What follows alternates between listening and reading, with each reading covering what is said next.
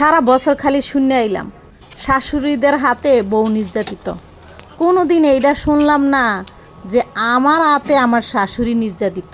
কোনো বউ এটা কইব না, খুনাত করেও কইব না, খালি শাশুড়িরা জ্বালায় এইটাই কইব। শাশুড়িরা জ্বালায়, বউ যে শাশুড়িকে কী জ্বালান জ্বালায়, হ্যাঁ হাতের মুড়াই লইয়া সব গোষ্ঠী লইয়া ঘুরায়, সেইটা কইতো না।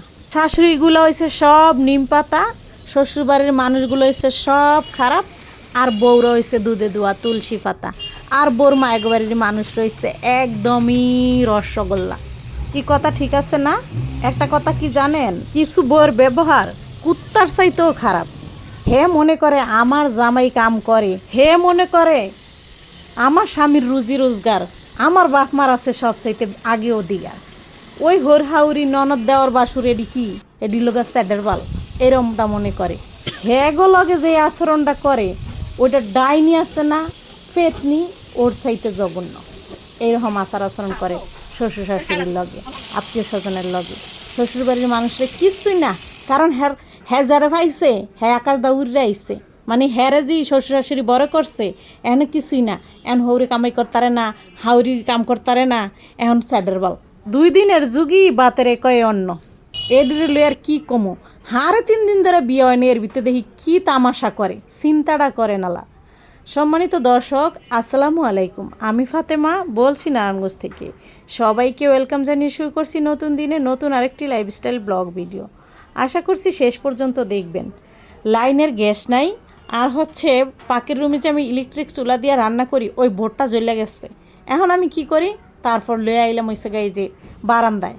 তো বারান্দায় রান্না করতে আসছি আর সুন্দর প্রকৃতির সাথে কথা বলতাছি, হাওয়া বাতাস খাইতাছি আর সুন্দর দৃশ্য দেখতেছি। দেখলেন তো চুলার কাহিনীটা দেখাইলাম, একদম চাক্কি চুক্কি উল্টা কটা ভাত বহায় দিয়ে গেছি। যদি ভাতের পানিটা গরম হয় সমস্যা নাই, রান্না এগুলো হইতে হইতে যদি না হয় পরে নেন বয়া দিব, তখন তা যদ্দূর হইতে থাকে আর কি।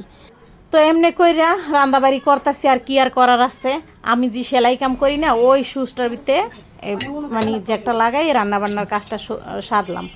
যার মাথায় বুদ্ধি থাকে এর কি আবার রান্দাবাড়ি দেরি হয়, আর রান্দার লেগে বইয়ে থান লাগবে আগুন নাই, এর লেগে এই টাইমে আইসে আবার এক মুসাফির বেডি।